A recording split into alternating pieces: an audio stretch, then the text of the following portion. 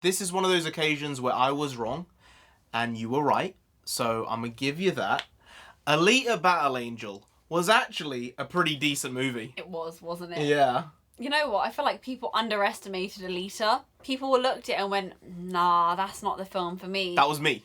But the story wasn't bad. The characterization wasn't bad. The acting was pretty good. I was right. Hey, NarendraTheComic can. India. No, we got non-sensei, but today we have something that I've been behind on, something that I wanted to watch, but I didn't really want to watch, but you kind of convinced me to watch it over the time period, and I said, you know what, I'll actually pop it on and give it a bit of a chance, and I'm happy to say I was mightily surprised. The one thing that did surprise me the most was the animation of Alita. I was expecting something a bit more human looking, because the one thing in the film that irked me was that people would see her and be like, she is human. And I'm like, there's something off about her. You have to see it. It's not the chocolate. It's none of that. Oh, yeah. It's just, the way she looks is a bit uncanny. She don't look normal. Yeah. And this is a world full of people not looking normal. Yeah. But she definitely doesn't look human. Right. Yeah. But that did sort of, I didn't understand why they needed to animate her, but as the film went on, I was like, you know what, it does throw it back to where it needs to be, and it does fit for the story. But the animation itself, I wasn't a huge fan of. That's one of the reasons I didn't watch that movie when it came out, because I said, I don't like the stylization, I don't like the way it was put forward. Robert Rodriguez is a very hit and miss director, but this is probably one of his better films, to be honest with you. He's made a lot of bombastic movies in the past, and this one is definitely in line with those things. But I think this one is probably the most mainstream one he might have ever made in his career. And even with a very obscure IP like this, which has a lot of fans, a lot of people like this, I think it was a comic book initially, I'm shocked that they actually put this out and it made the amount of money it did. When it came out, I thought, it's a flop. But in retrospect, it's like, how much money did they expect it to make? Because it's a very out-of-place world. I'm not the sort of person who would go and see this film because I'm not a fan, but I saw it in cinemas when it came out. Oh, did you? It was interesting, yeah. I'd never really seen anything like it before. Also, steampunk has never really hit the big screen. It's never had its moment. No. You know, and this was the closest you're going to get, and I was never a big steampunk fan, but I was interested to see how that would come across on screen. I think the thing with these types of films is, and I've kind of thought this for 3 or 4 years now, and that is future films about apocalyptic worlds, about AI and technology, they generally don't do very well nowadays. Like in the 80s, that type of genre did really well. Sci-fi is different. But when you're mixing future sci-fi with AI and tech, you're getting to this place where Blade Runner 2049 lost a lot of money. The new Terminator films all lost money.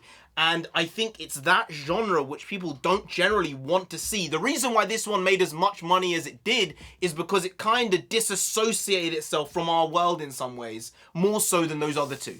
I would agree, but Ex Machina is the odd one out there. Ex Machina right? flopped. Oh, did it actually? Yeah. It was so well acclaimed. Yeah, it didn't make that much money. Oh, really? No. Wow. As in, these films, they can do well critically, but it's not that they're making $150 million off a $5 million budget or $700 million off of a $100 million budget. It just doesn't happen anymore. These films don't have the same traction they used to have, and I think it's because people don't want to think about the bloody future.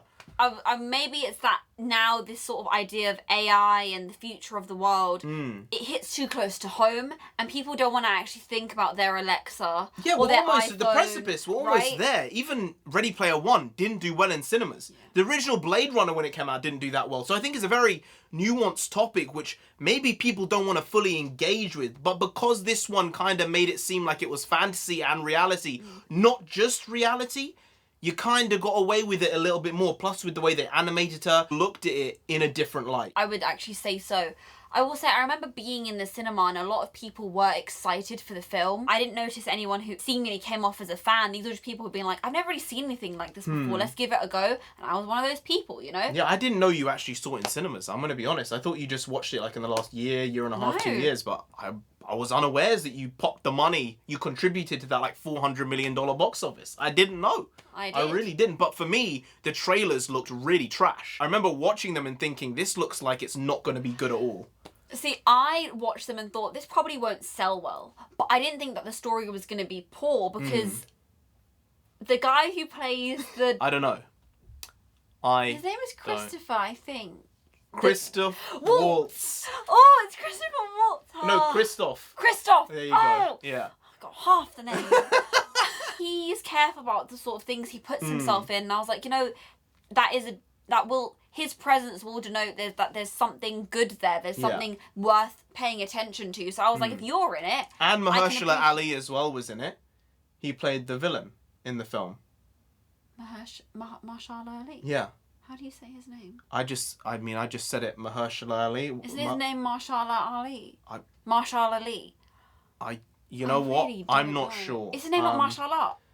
I don't think Okay. so. Oh. I'm pretty sure it's Mahershala. Mahershala. I mean, it might not be. I've never met the guy. I can't tell you. Okay, go again. But no, we're fine. This is just how it is. This is what happens. Maybe I've been I'm not reading sure. His name wrong. You know, the guy who's playing Blade in the No, I future, know. that guy. I know his face. Yeah, I know I you. know who he is. I'm just being clear because maybe we both said his name wrong.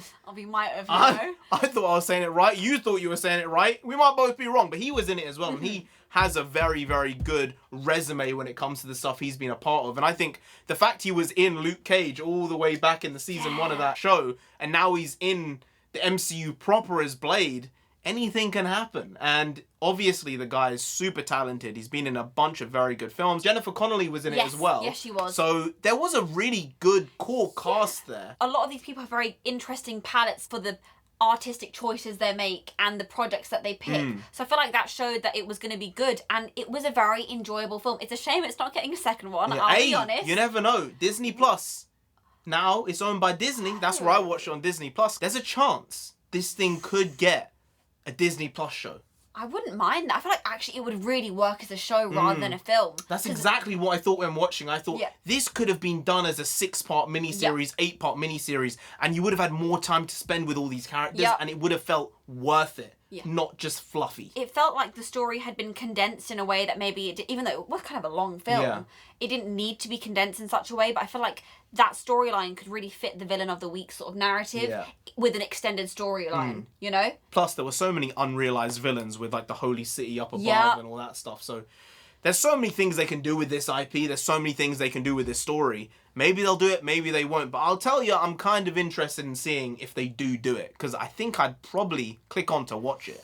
If it would be too expensive to have a live action version, they could do an animated version that would 100%. look really good, similar to the way that they animate their Star Wars shows. It could be really cool in animation. I think that's a good point. Maybe have a bit more of an anime vibe rather than a cartoon vibe from the West. So a lot of options there. Maybe they'll do it, maybe they won't. We just don't know. Anyway, guys, if you did enjoy this video, please do like, share, comment, and subscribe to the channel down there. If you didn't, Alita herself is gonna...